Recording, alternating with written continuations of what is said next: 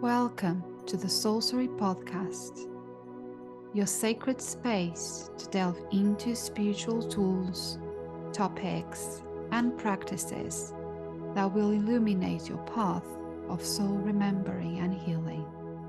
I'm your host, Ligia Costa, a soul guide, alchemist, soul writing coach, and the creator of the Trust Pathway.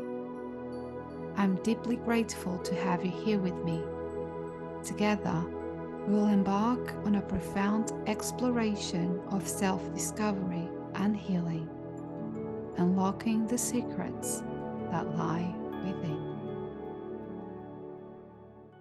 Hello and welcome to another episode of the Soulcery Podcast. And as promised, today is part 2 of our conversation about reparenting ourselves. So if you haven't checked our last conversation, go to your preferred audio player and check episode 31 for part 1, where we discussed how important it is to reparent ourselves, how that allows us to live more free, to have better relationships with ourselves, to be better parents to our children. We also talked about how being a parent ourselves is like walking the snow, that we can't help but leaving footprints no matter how much work we do on ourselves. And we try our best not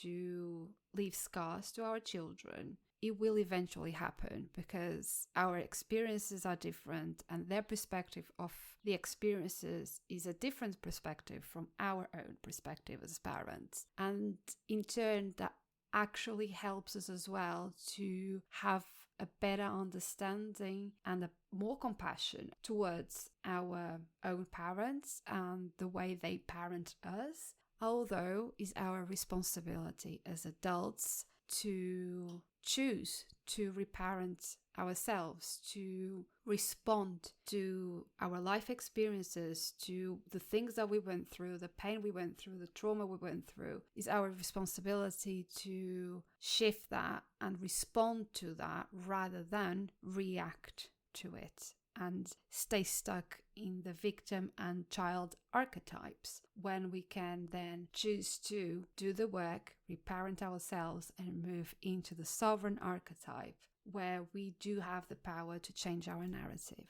So, today for part 2, I'll give you the 5 key areas where, if you feel called to do this reparenting inner work, what are the 5 key areas to focus on? Because what you have to remember is that reparenting is not about learning anything new. It's a process of healing. And as any healing work that we do on ourselves, it is a process. It's a journey, not a destination, as I keep saying. So reparenting is actually a process of unlearning. It's not learning anything new, but unlearning all the experiences, all the trauma, all the things we thought happened. It's about detaching from that at a certain level and unlearning all those behaviors and thoughts so that we can integrate new ways of behaving, new ways of thinking, new ways of healing. So, the 5 key areas. The first area that is really important when doing this reparenting inner work is the area of setting boundaries. And I know that on a surface level, we all know that we should have boundaries. And there is a certain misconception about boundaries being walls that we put up that separate us from other people in order to protect ourselves. It is at a certain level but it doesn't have to be like you're caged in, protected from any triggers, from any experiences or any people that might trigger you, because that's not living, that's not experiencing life. There is a healthier way of setting boundaries. And if you want to go deeper on this, I have a masterclass on my website, www.ligiacosta.co.uk. I think it's £22 for the masterclass, and it's all about how to set healthy boundaries, what are the misconceptions, the myths around boundaries, and how to set healthy boundaries and know where they are being implemented. I will leave the link in the show notes as well. So whether you had a carefree upbringing with no rules whatsoever, or you had a very strict upbringing where rules were imposed on you left, right, and center, that was my case, by the way, you probably lacked what is called healthy boundaries, which are meant to make you feel safe and not lose the sense of who you are. Because that's what healthy boundaries is not you being caged in and putting everything that it's supposed to be dangerous or perceived to be dangerous outside of yourself. Yes, healthy boundaries keeps you safe, but doesn't keep you apart. It doesn't close you into life and relationships, but it does keep you safe. And you don't lose the sense of who you are. You don't become someone else when you set healthy boundaries. You know, there is also this feeling that if you set boundaries, you then seen as being rude or being cold or being selfish. And that's not the case. But the aim is for you to feel safe and sovereign in who you are. You don't lose the sense of who you are as a person. That's why you're very connected with your own needs, emotional, spiritual, physical, mental needs. And reparenting gives you the confidence to challenge your boundaries as an adult. Be open to being vulnerable and understand your triggers so that then you can readjust your boundaries to a healthier setting with yourself and those around you. Because what most people do when they set boundaries, they are setting boundaries from this place of fear, from this place of, I don't want to feel this, I don't want to have to deal with this person, I don't want to have to deal with this experience, I want to protect myself, but in a protection in this place of fear, in this place of not having the awareness why they are feeling this fear and this need of setting these walls. When you set healthy boundaries, you do it from the sovereign place of knowing what your triggers are, knowing what your needs are, being honest and vulnerable with yourself and with others about what you need, and then communicating it and setting healthy boundaries that you can readjust according to those needs and those triggers. But you do it from a place of knowing, not from a place of fear. And here's the main difference, okay? The second area to focus on is in the area of self-discipline. So if you grew up, for instance, without boundaries whatsoever, you may have experienced a sense of freedom, right, as a child. Maybe you could do everything, you just could, go out with your friends and not having a set time to come home, or could just do anything and you were never told off, for example, right? And then what happens is, as an adult, you then struggle with self-discipline. You struggle to commit to certain things.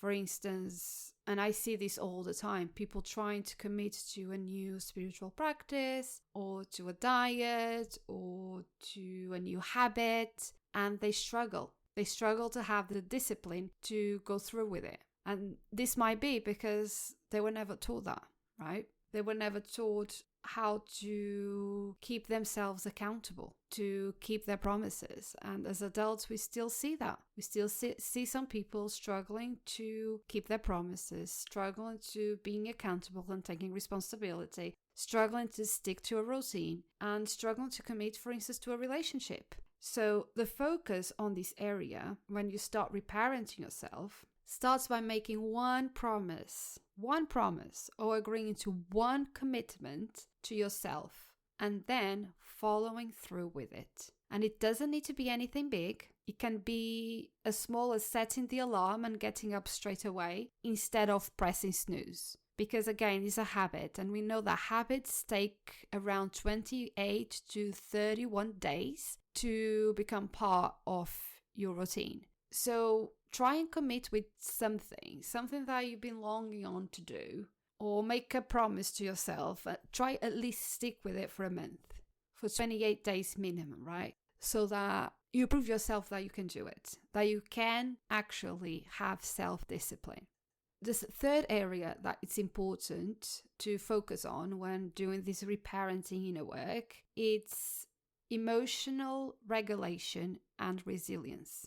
And this is a big one, because often we hurt our parents, or sometimes we do it ourselves. And this is not to pass judgment to anyone. As I said, I make a lot of mistakes as a parent as well, even though I have awareness of these things, But either we heard our parents say this, or we hear our parents saying it, or we do it ourselves, begging children to stop crying, or to stop moaning, or to calm down. And we do it, if we do this, we do it without bad intentions, right? And possibly our parents didn't do it with bad intentions.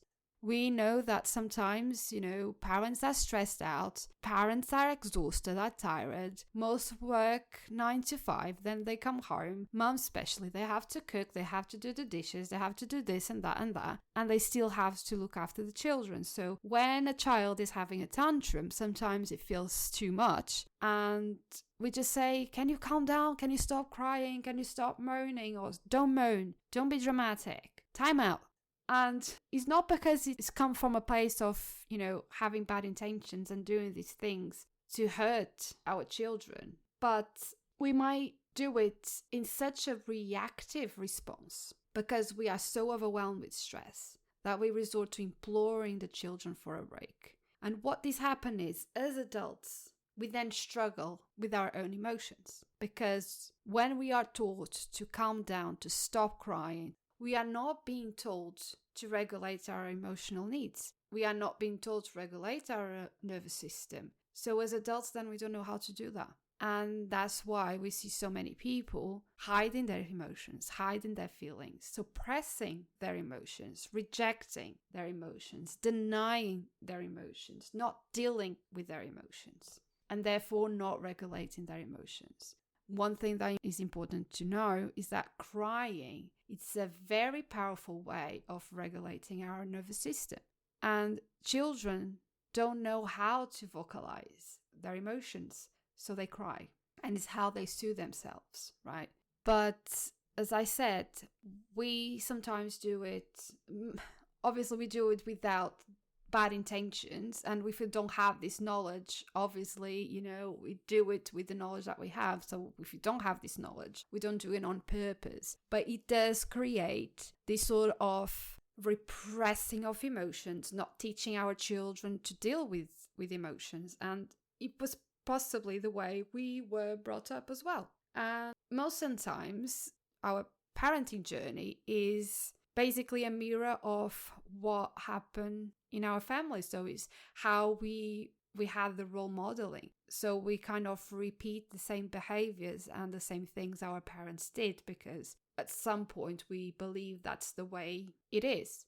And in the beginning, even though, and I explained this in the previous episode in part 1, even though I kind of had this soul mission from the start to break the cycle and not becoming the mother my mother was to me, obviously I made mistakes. I didn't have the knowledge that I have today. I didn't have this understanding. I didn't know anything about emotional psychology, emotional resilience, emotional intelligence. I didn't know anything about being trauma-informed and regulating our nervous system. I didn't know anything about it. Right? So I did the best that I knew. And I've been doing this healing journey on myself from my childhood abuse for 14 years now. And it's been a journey. As I always say, healing is a journey, it's not a destination. So obviously, it's ongoing. And I made my mistakes as well with my own children.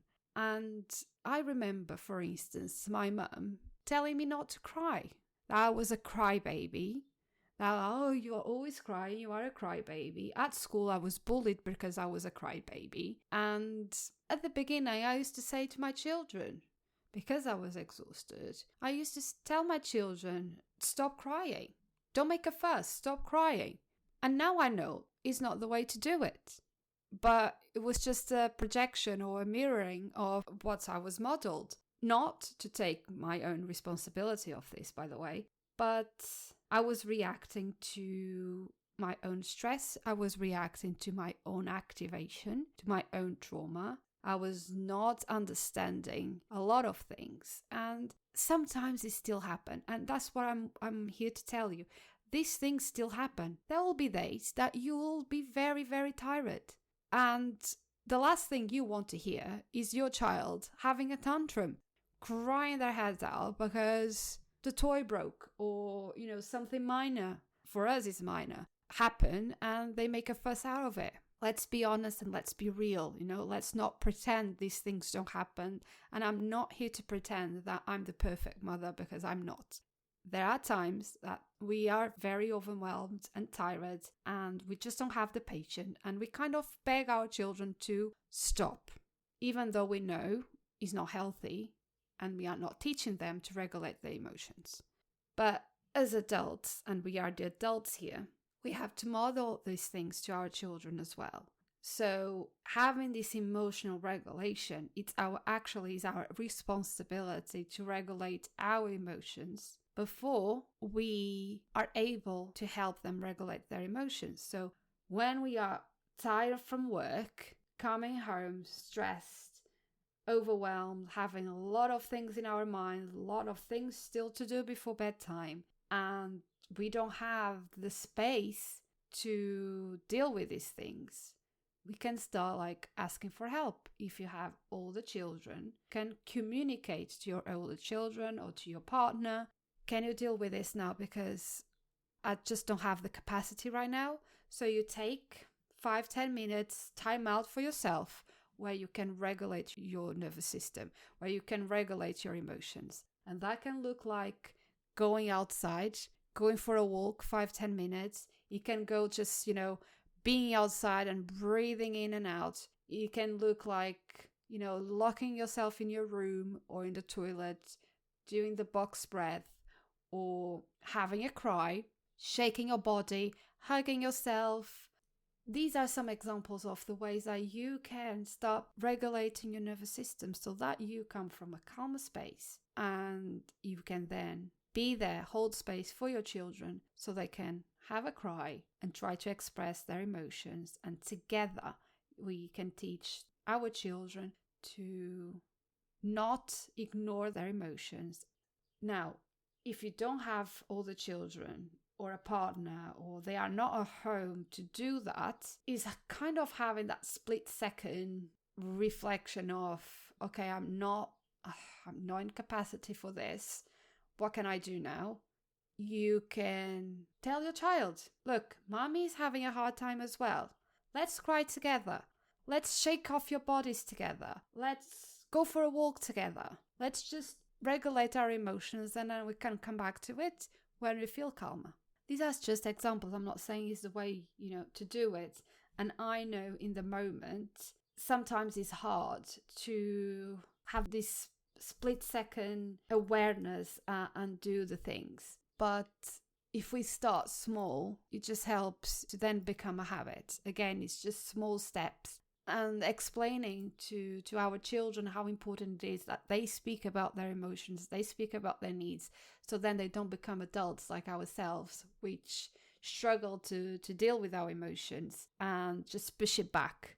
And even what I'm saying here as well is when you're going through this emotional stress and you feel that you're not in capacity, when you have this awareness, it's important that you allow yourself to feel your emotions. Don't go back to how you learn how to cope with your emotions when you learned that you had to stop crying, that you were being dramatic, that you were a crybaby, and you learned that expressing your emotions was wrong or not appropriate. And then you learn to deny your emotions, reject it, dismiss it, and whatnot. But what is important is that you move through your emotions, feel your emotions. Share with your loved one. Share, like, I'm struggling here. I'm still trying to process my emotions right now. I apologize if I've been moody or etc. But just so you know, I'm having a hard time at the moment and I need more space, or I need to go to bed earlier, or if you see me crying, just don't get alarmed. It's just me regulating my nervous system. But yeah, it's important that you move through your emotions and don't go back to how you learn how to survive, which was to not feel or not express your emotions. Because what we were taught as children and what we might be teaching our children as well, and again, not from a place of having bad intentions, is to minimize their emotions and their experiences. And then they will learn that their feelings are not important. And then this leads to our children not trusting their own feelings, disowning their emotions. And that's one of the first things we learn to do when we embark on a healing journey, is to honor our emotions, is to give ourselves permission to feel our emotions, to feel our feelings without judgment or trying to change them. That's not the point. The point is having awareness of them and allow ourselves to self-soothe, to find safety and comfort within ourselves, to navigate what it feels uncomfortable and navigate these negative emotions and honor our cycles, honor our ebbs, our flows in a more healthier way. And when you reparent yourself in this focal area, you get to know yourself on an emotional level. You learn to identify your emotions, to trust your emotions, to trust your feelings, to express them safely. And ultimately, you learn not to identify with them, because it's just emotions, it's not who you are. They are just a reaction to your thoughts and to your external experiences. It's not who you are. And just a note, just to close this point 3, is my intention here was never to make you feel guilty. So please do not feel guilty if you catch yourself saying things like this to your children. Because part of being self-regulated is to learn to have the awareness and then break the cycle for our children. And we do this by reparenting ourselves. And when we do, we are changing the way we parent our children. And eventually, it will still happen, but not so often. That creates this belief in our children that their emotions are not important. And that is the important key here, is that we have the awareness, we self-regulate, so then we are able to change the way we parent our children and teach them to self-regulate as well. The fourth area to focus when we are doing this inner work is the area of communication. And again, this is something that a lot of us struggle with, because communicating is kind of being vulnerable, right? You have to share how you feel. You have to share things that you may be not comfortable sharing. And the same way we learn to repress our emotions or to reject them, we possibly learn that it was wrong to talk about how we feel, or that was not appropriate. So when we talk about communication, it's also important to understand that it's more than just talking.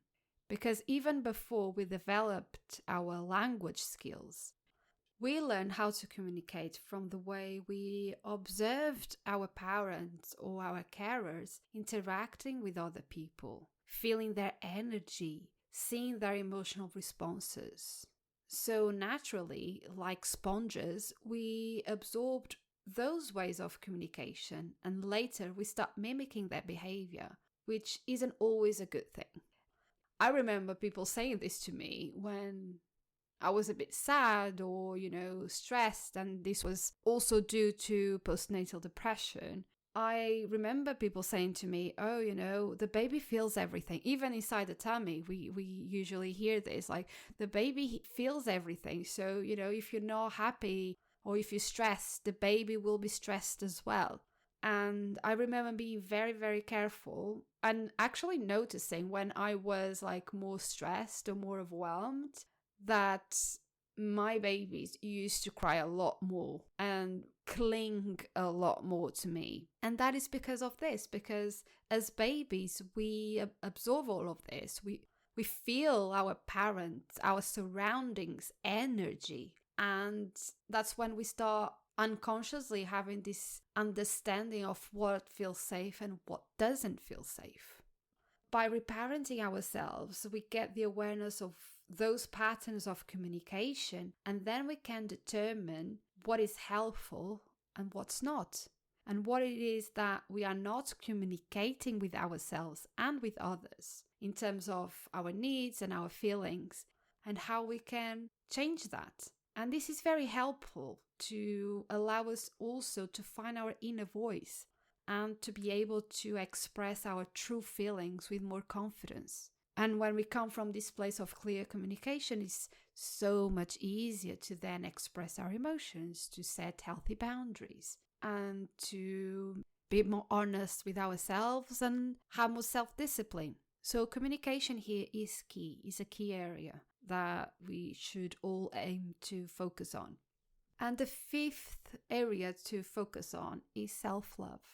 And a lot of us struggle to love ourselves and accept ourselves the way that we are, our true selves, and be compassionate. And that can happen if we grew up in a codependent household, or we believed we needed to be perfect in order to be worthy of love and appreciation, that we needed to match our carers' expectations in order to be loved. And to me, this is a huge thing. And again, it's been a journey, the self-worth and self-love journey to me has been huge, because I could never get there. No matter what I did, it was never enough. I was a straight A student, and throughout my academic years, that's how I coped with my chronic anxiety that I have since childhood due to all the abuse. And that was a survival response, right? The anxiety is a survival response. And the way I kind of channeled that anxiety and learned to cope with it was to be super academic. And I remember coming home with A's, which is like the higher grade you can get. And my parents saying, "Why did you get more?" I was like, "That's the highest. I can't get more than that." "Oh, okay." And I felt so defeated, like, I'm doing my best here. Can you show that you're proud of me? Can you praise me? Can you validate my efforts? Can you love me for trying? And it was really hard. I remember this till this day.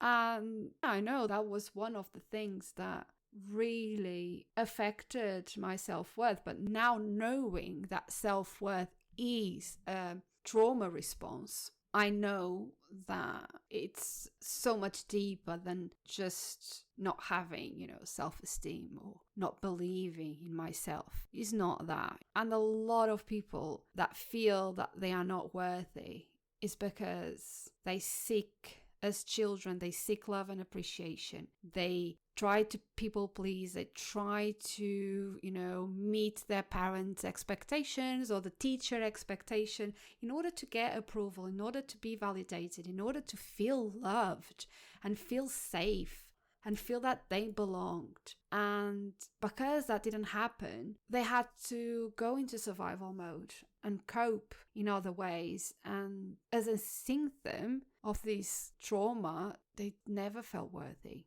And they still don't feel worthy. As I said, to me, it has been a journey. One of the journeys that I've been going through for a long time as well. So, yeah, if you went through that and you still struggle to feel worthy, the chances are that you developed a struggle to know and to understand your own need as an adult. And when you reparent yourself, it helps you with having awareness of your true needs and your true desires and honoring them and yourself with compassion and with love. Not seeking approval and love from outside of yourself, but knowing yourself to the point that you know you're worthy and that your behaviors or your past are not you, and that it doesn't determine how worthy you are.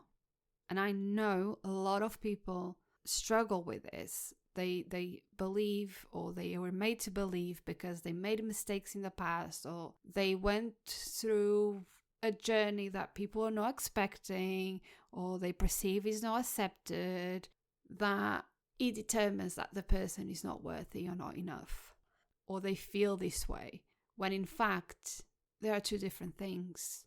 Worthiness is an innate right. You were born worthy. The Creator didn't choose which babies were worthy or not before they were born. We were all born worthy and perfect and whole. But it's just the experiences that we went through shaped how we believed how worthy we are. And is not determined by our choices or our past. It doesn't make you a less enough person. It doesn't make you a bad person. It just makes you a person that's been through experiences. And that doesn't determine if you are worthy or not, because we are all worthy. It's a right we were born with. So through this process of reparenting ourselves, it's really important to remember to be very, very kind and compassionate with yourself. And this is true for any healing work you do. Always having at the forefront of your mind to be kind and compassionate with yourself, to not judge yourself or judge your emotions or try to change those things, because that's not what healing is for, right? Understand that nothing that happened to you as a child was your fault. And this is really important, and I touched on this on part 1 as well. But equally, don't get down the blaming rabbit hole. You get to choose to change the narrative. And by accepting the things that happen and forgiving yourself and your parents, not the abuse, not the mistreatment, that's not what forgiveness is about, but forgiving them for not knowing better, for doing things because they only had that information and that knowing, and they did things possibly the way their parents did things. And they were not the cycle breakers at the time, like you are now. And when you forgive and you accept the experience you went through and the pain you went through as a child, you get to release that blame.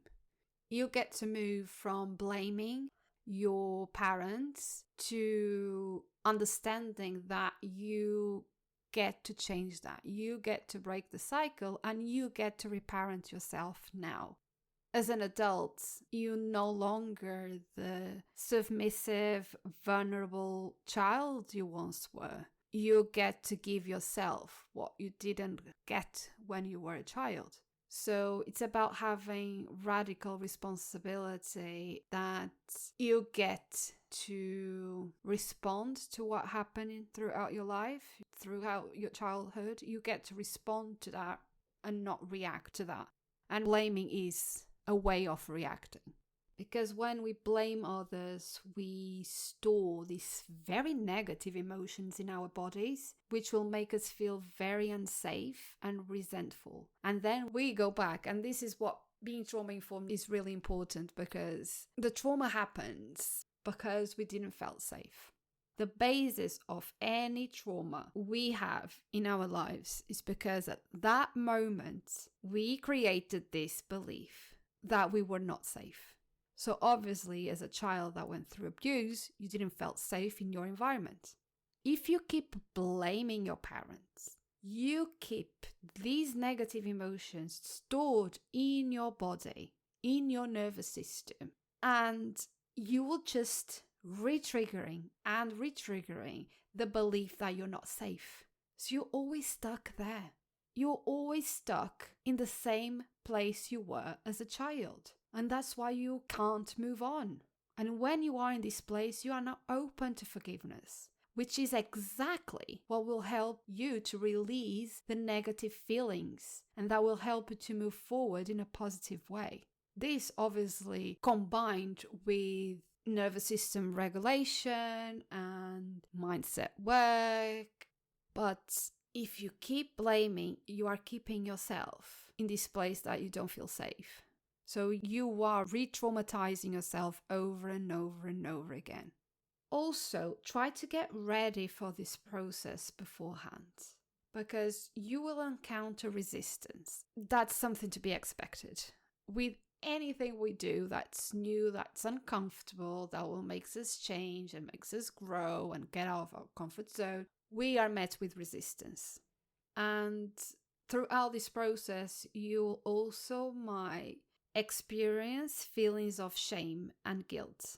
You might also experience grief and loss and anger and fear and anxiety, because you kind of will start to remember things and compare, for instance, your journey as a parent to your journey as a child and the things you went through. And it's normal to feel guilty and shame and feel anxious and frustrated and feel grief, for the things that you didn't get to experience, the things you didn't get to live as a child. And I know that I experience this a lot. And when I start doing this work and I see how my children are being brought up, thankfully, very different, and the way they laugh and the way they get to be themselves and express themselves. And for instance, my daughter being sassy like she is and being herself and not being shut down all the time. And I look at her, sometimes with so much tenderness and I feel so proud of her, but I also can't help but feel grief for the little girl that I was and the things that I didn't get to experience. I didn't get to be this free, expressed child that I could have been, but I was not allowed to. So these are very normal feelings, and all these feelings will bring resistance. As soon as you start feeling uncomfortable, your first contraction will be, I don't want to go there. I don't want to relive this. I don't want to remember these things. I don't want to face these truths about myself. I'm not going to go there.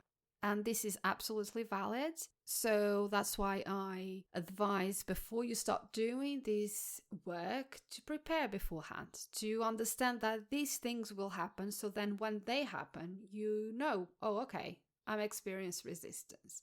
I knew this is going to happen at some point. I just have to keep going and keep moving through these emotions. And again, is having that emotional resilience and emotional regulation, allowing yourself to feel the emotions so that you are able to move through this. And also remember that this is a process. It's not done overnight. It is a journey. And if the thought of coping and facing these emotions feels too much to do on your own, and you went through a very traumatic childhood, very, very traumatic trauma, then what I do recommend is, instead of you doing this work for yourself, is actually to seek a professional therapist that specializes in inner child work, or going to a psychologist that can hold space for you and not re-traumatize you. But if you're ready to do this on your own, although I don't specifically do this in this course, the reparenting part of it, what I do inside the Unshakable Self-Worth is to help you have this awareness of the root causes, the beliefs that were created through your childhood, the behaviors that you are displaying now. So doing all this mindset work of reflection and understanding things. And then what I'm adding very shortly is the regulation of the nervous system, working with the body so that you don't keep traumatizing yourself. I am trauma-informed. I'm not a trauma therapist. This is different. And that's why I recommend, if you went through a very traumatic event or a very traumatic childhood, to seek a professional therapist. But I am trauma-informed, and my aim is not to re-traumatize you. And that's why I took this certification, because I was always worried that I would eventually do this unconsciously within my work. And my aim here is for you to actually understand that self-worth is a symptom of trauma, and that It can be done. It can be changed. You get to feel worthy, but mindset work alone will not make the shift. You have to work with your body as well, because these emotions are all stored in the nervous system, in the body, which means that, for instance, as I explained earlier, if just the fact that you keep blaming your parents, you are re-traumatizing yourself, because those emotions are stuck in your nervous system. And the body keeps telling your brain, this is not safe, this is not safe, I'm not safe. And that's why you're always irritable, always with this humming, this very underlying anxiety that it's there all the time. It might not be at this peak, but it's always there humming in the background. And you feel irritable, you feel tired, you feel fatigued, you don't have motivation. Even though you were very disciplined in the past, now you struggle to stick with a routine or stick with a commitment. So if you are interested in this course, I will leave the link in the show notes for you to check it out. And before I love you and leave you, I'll pull a card from the Trust Journaling deck. Oh my God. Again, very on point. This card is from the Truth Suite. I have to tell you, I spread all the cards and then I pick at random with my intuition. And funny enough, it came from the same suite from the card that I pulled last week for part 1. So yeah, for part 2, for this episode, for this conversation, I pulled the card from the Truth Suite. And the soul inquiry is, what is blocking me from speaking my truth and acting on it? What is blocking me from speaking my truth and acting on it? And the affirmation is, it is safe to be me. It is safe to be me. Look at this. We've been talking about feeling safe and unsafe, and how having a trauma is not feeling safe in the world, safe in the environment. We're feeling unsafe within ourselves. And this affirmation tells you it's safe to be me. Wow, wow, wow. I love this. Thank you ever so much for listening to this episode. I hoped it helped. If you haven't listened to part 1, just search for episode 31 on your favorite audio player, or visit the Soulcery Podcast webpage at www.ligiacosta.co.uk/the Soulcery Podcast. And you can find all the episodes there. But yes, I hope this episode was helpful. This part 1 and part 2 was helpful for you to start doing your inner child work, to do the reparenting work, because it's absolutely possible, and it helps to break the cycle, to be a cycle breaker, to stop living in the past and letting the past dictate our future. Our life is so short, and it's too short for us to waste it reliving the past over and over again. Think about the years you have ahead. 20, 30, 40, 10 years that you might have. Is not set in stone, we know that, but that you might have. How do you want to live your life? Do you still want to be living the same way you're living now? Do you still want to be stuck in the past, blaming everything that happened to you? Do you still want to feel this unmotivated, without purpose, seeking validation, seeking belonging, not being true to yourself, not speaking up your truth, just so you don't make others feel uncomfortable? Are you still going to stop shining your light? Are you going to dim your light even further so you don't make others uncomfortable? No, you get to change all of that. And I hope this episode helped you in some way. Thank you so much for being here, and I'll see you on the next one. Thank you for listening to the Soulcery Podcast and for holding space for this conversation. It is truly magical to be able to walk with you on this journey of soul healing and inner transformation. If you resonated with this episode and found it valuable, I would be grateful if you could leave a review on iTunes. Your feedback helps me reach more souls searching for guidance and healing. For more guidance and soul wisdom to support soul awakening women through the journey of alchemy, please visit my website www.ligiacosta.co.uk. Love and healing to all. See you on the next one.